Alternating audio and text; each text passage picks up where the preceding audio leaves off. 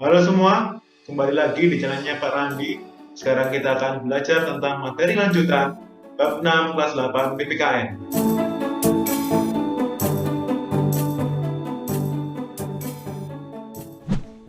Oke, mari kita lanjutkan materi bab 6 PPKN kelas 8. Makna, semangat, dan komitmen kebangsaan.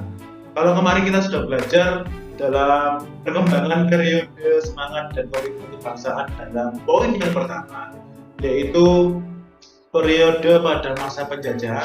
Nah, sekarang masuk ke periode pergerakan nasional. Nah, dalam periode pergerakan nasional ini, kita akan masuk bagaimana semangat dan komitmen kebangsaan muncul di sini.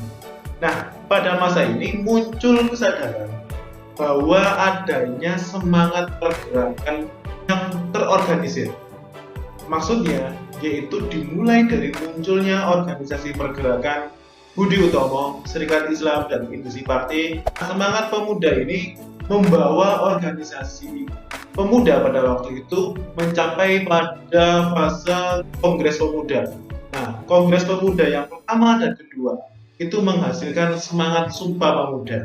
Nah, disinilah periode pergerakan nasional memunculkan semangat kebangsaan. Lalu masuk ke periode yang ketiga, semangat dan kebangsaan. Semangat dan komitmen kebangsaan periode yang ketiga, yaitu adalah masa pendudukan Jepang. Dimulai dari praktik kerja paksa. Ini para rakyat yang awalnya dijanjikan kemerdekaan oleh Jepang, ternyata tetap saja memberikan perlakuan yang berbeda terhadap kaum pribumi. Itulah kerja paksa, teknik praktik kerja paksa. Lalu muncullah peristiwa Rengas Dengklok ketika praktek kerja paksa ini dianggap sebagai suatu pelanggaran dan dianggap sebagai suatu pengkhianatan dari Jepang terhadap Indonesia, maka para pemuda pada waktu itu bergegas segera untuk memerdekakan negara kita. Apalagi pada waktu itu Jepang sedang dilawan oleh negara sekutu. Dan pada waktu itu terjadi pengeboman bom atom di Nagasaki dan Hiroshima, hingga muncullah peristiwa Rengas Dengklok, di mana semangat para pemuda pada waktu itu mendesak para petinggi negara kita, I.R. Soekarno dan Muhammad Hatta untuk segera memproklamasikan kemerdekaan. Nah, para pemuda ini mendorong, seperti yang saya katakan tadi, untuk segera memproklamasikan kemerdekaan. Masuklah ke periode yang keempat, yaitu periode proklamasi dan perang kemerdekaan. Pada periode ini ditandai dengan dibacakannya proklamasi kemerdekaan Indonesia sehingga Indonesia akhirnya lepas dari penjajahan. Belanda pada waktu itu sempat untuk mengambil kembali wilayah jajahannya, tapi para pemuda, para orang Indonesia yang sudah merdeka melawan balik sehingga Belanda akhirnya mengakui kedaulatan negara kita pada tahun 1949. Di periode yang terakhir, yaitu periode setelah kemerdekaan dan sudah mendapatkan pengakuan dari negara lain, yaitu periode mengisi kemerdekaan. Periode ini adalah periode yang kita jalani sekarang. Nah, dalam mewujudkan suatu negara, Indonesia memerlukan sejumlah nilai penting yang berhubungan dengan semangat dan komitmen kebangsaan. Apa saja sih nilai-nilai itu? Nah, nilai yang pertama, setiap warga negara harus punya rasa cinta terhadap tanah air, yaitu nasionalis. Lalu harus punya rasa bela negara, yaitu lewat patriotisme. Lalu punya semangat pantang menyerah, dalam meraih sesuatu tidak pernah menyerah. Lalu memiliki jiwa persatuan dan kesatuan. Lalu punya perasaan anti penjajahan. Jadi pada waktu sekarang, kita nggak boleh melakukan hal yang sama seperti yang dilakukan oleh negara yang menjajah negara kita, tetapi kita harus punya semangat anti penjajahan. Lalu yang paling utama di zaman sekarang, untuk bisa bersaing dengan negara lain, kita harus punya karya. Setiap warga negara harus bisa berkarya, tetapi bagaimana ya caranya supaya kita bisa berkarya? Nah, mari kita lihat video berikut ini.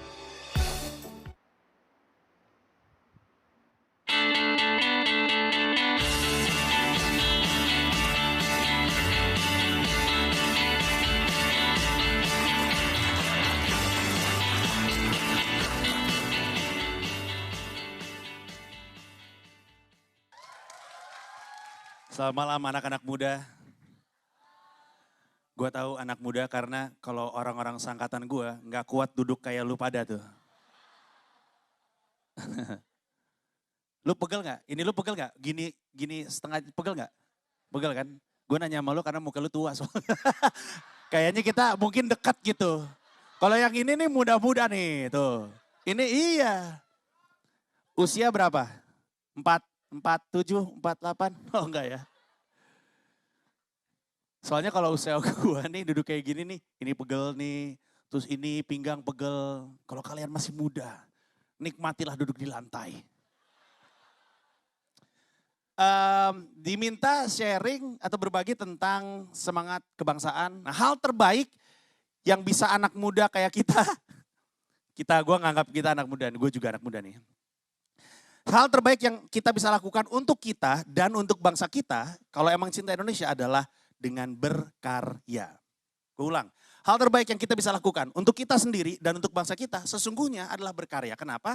Karena ketika kita pikir-pikir lagi zaman sekarang, negara bisa penetrasi negara lain itu sekarang lewat karya.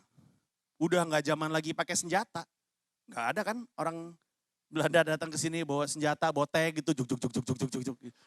Ada Belanda tumben di Jalan Sudirman. Lagi naik panser Belanda.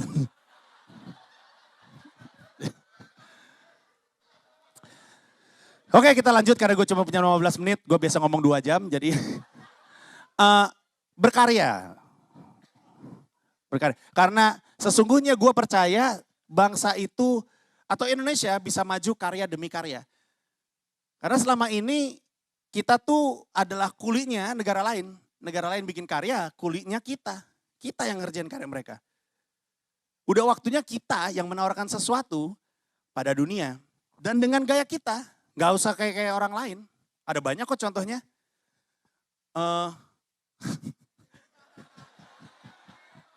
Gue mau nyontek tapi gak ada yang bisa dicontek balik lagi.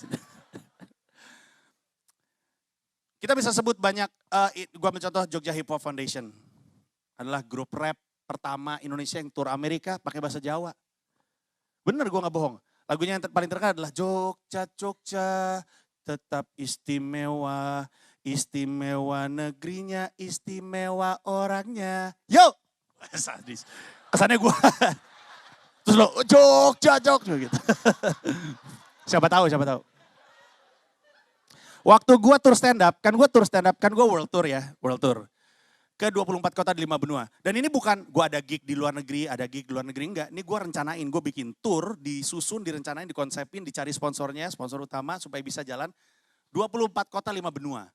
Termasuk benua Afrika. Dan gue pakai bahasa Indonesia, kemudian orang bilang, ya elah kalau kayak gitu mah, kalau pakai bahasa Indonesia mah bukan tur dunia. Kalau mau tur dunia harus pakai bahasa Inggris dong. Lah, perasaan grup Korea yang kesini bahasanya tetap bahasa Korea. Abis itu orang Indonesia niat banget belajar bahasa Korea untuk bisa menikmati lagu Korea, drama Korea, bener gak gue? Banyak, lu punya teman yang niat belajar bahasa Korea. Supaya dia bisa menyanyikan lagu-lagu Korea itu. Karena kuping awam akan merasa ini kayak, ini apa sih? Kayak gak jelas gitu kan. Pertanyaan gue, kenapa normal ngelihat orang Korea masuk Indonesia dengan karya berbahasa Korea, dan normal membuat kita harus belajar bahasa Korea, tapi nggak normal untuk membuat orang belajar bahasa Indonesia. Kenapa aneh ada orang keluar negeri pakai bahasa Indonesia, kenapa nggak kita bikin aja karya sebaik kita dengan bahasa Indonesia, saking baiknya sehingga mereka mau belajar bahasa Indonesia, kenapa enggak? Nah tapi kan pertanyaannya, kalau gue mau berkarya, syaratnya apa? 3 hal. Kalau mau berkarya untuk Indonesia, pertama lo harus tahu rencananya lo apa. Rencana itu adalah bahasa Indonesianya passion. Mau berkarya boleh, tapi berkarya tentang apa? Harus tahu passionnya, harus tahu rencananya apa. Apa satu hal yang lu begitu suka untuk lakukan, sehingga lu mau. Karena kalau lu berkarya cuma ngeliat peluang bisnisnya, percaya sama gue ketika kita berkarya akan susah, ada ngedropnya, ada gagalnya. Kecintaan lu terhadap apa yang lu kerjain yang akan membuat lu bertahan satu. Kedua, supaya bisa berkarya dan bisa mendunia, lu harus cerdas dan cerdik. Dan yang terakhir, jadi lu tahu rencananya apa, lu tahu cerdik dan cerdak itu apa, dan yang terakhir dan ini yang paling penting, lu harus bisa bekerja sama dalam perbedaan. Karena sesungguhnya Indonesia penuh dengan perbedaan. Tapi kalau lu cuman mau kerja dan hanya bisa kerja dengan yang sama lu akan kesulitan di Indonesia. Karena lu akan ketemu dengan perbedaan. Lu akan ketemu dengan orang yang antara beda jenis kelamin, atau beda suku, atau beda agama, atau beda pilihan politik, atau beda cukur rambut, atau beda boyband yang disuka. Siapa tahu ada yang berantem karena boybandnya nggak sama. Gue Westlife, gue NSYNC, mau lu apa? NSYNC, it's gonna be May. Oh, berantem. Dan ini adalah masalah terbesar Indonesia karena kalau lu perhatiin, salah satu ciri khas yang menggambarkan Indonesia masih kesulitan bekerja sama dalam perbedaan adalah setiap cabang olahraga Indonesia yang berprestasi, pasti perseorangan atau berdua. Bulu tangkis, tenis, karate, apalagi catur, angkat besi, judo, giliran basket, bola, sulit. Karena kesulitan untuk bisa bekerja sama dalam perbedaan. Nah, bisa memahami tiga itu akan membantu lu dalam berkarya. Dan ketika karya lu kerjakan terus karena itu rencana lu, harusnya semua akan bertumbuh jadi lebih baik lagi. Dan moga-moga di dalam ruangan ini ada orang, 1, 2, atau mungkin banyak yang karyanya dikerjakan dengan begitu serius, dengan begitu kecintaan sehingga akhirnya bisa menembus dunia. Semoga itu terjadi karena Buka Talks. Asik. Udah gue sebut ya, buka lapak gue sebut ya, Buka Talks. Terima kasih semuanya, selamat malam. Thank you. Oke, sekarang kita masuk ke sub yang B. Arti penting semangat dan komitmen kebangsaan untuk memperkuat negara kesatuan Republik Indonesia. Nah, untuk mengerti bagaimana semangat dan komitmen kebangsaan dalam arti pentingnya, kita juga harus sepakat bahwa arti penting semangat dan komitmen kebangsaan itu ditandai dari adanya kesepakatan dari 4 hal ini, yaitu adalah Pancasila sebagai dasar negara, lagu Indonesia Raya sebagai lagu kebangsaan, lalu bendera merah putih sebagai bendera negara, dan Garuda Pancasila sebagai lambang negara. Nah, ini 4 hal ini menjadi wujud semangat komitmen kebangsaan negara kita. Oke, yang pertama, Pancasila. Pancasila dianggap sebagai suatu kesepakatan dalam semangat dan komitmen kebangsaan. Karena Pancasila merangkum semua aktivitas kenegaraan dan aktivitas kehidupan warga negaranya. Nah, di dalam nilai-nilai Pancasila itu terkandung hal-hal yang sudah luhur, suatu yang sudah melekat di negara kita. Yang kedua, lagu Indonesia Raya. Lagu Indonesia Raya juga sebagai suatu semangat dan komitmen kebangsaan. Dapat dilihat dari Undang-Undang Dasar Negara Republik Indonesia pasal 36B dan Undang-Undang Nomor 24 Tahun 2009 yang mengatakan bahwa lagu Indonesia Raya adalah lagu nomor 1 negara kita. Yang diciptakan oleh siapa? W.R. Supratman. Lalu bendera merah putih. Bendera merah putih dikatakan sebagai suatu semangat dan komitmen kebangsaan. Ketika kita melihat bendera, kita hormat, itu juga sebagai semangat bahwa kita sudah merdeka. Nah, ini juga tertuang di dalam pasal 35 di Undang-Undang Dasar RI 1945 yang mengatakan bahwa bendera negara Indonesia adalah sang merah putih.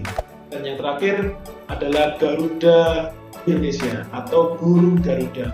Nah, burung Garuda ini adalah lambang negara kita, di mana burung Garuda ini adalah tunggangannya Dewa Wisnu yang memiliki jiwa-jiwa kebijaksanaan, lalu punya jiwa pengetahuan, punya kekuatan, lalu punya keberanian dan kesetiaan. Makanya burung Garuda dijadikan sebagai lambang negara kita. Dan dasar hukumnya adalah tertuang di pasal 36A Undang-Undang Dasar Negara Republik Indonesia 1945.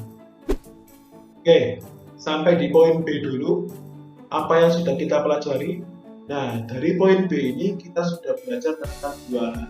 Yang pertama, kita melanjutkan periode semangat dan komitmen kebangsaan mulai dari zaman pergerakan nasional sampai mengisi kemerdekaan. Nah, hal yang paling utama sebenarnya adalah saat ini kita mengisi kemerdekaan dengan cara berkarya. Lalu di poin yang kedua, yaitu arti penting semangat komitmen kebangsaan. Bisa dilihat dari 4 komitmen yang sudah kita sepakati, yaitu mulai dari kita punya semangat untuk mengenal sila Pancasila dan bukan hanya mengenal tapi menerapkannya dalam kehidupan sehari-hari. Lalu yang kedua juga kita sepakat terhadap lagu Indonesia Raya yang kita selalu nyanyikan setiap 17 Agustus atau mungkin kalau kalian sekolah saat upacara bendera atau setiap pagi ketika kalian memulai pembelajaran, menunjukkan bahwa lagu ini mempersatukan negara kita. Lalu yang ketiga, kita juga sepakat bahwa bendera merah putih adalah bendera bangsa kita, yaitu sebagai tonggak awal kita menjadi negara yang merdeka yang dijahit oleh Fatmawati pada waktu itu, istri Soekarno.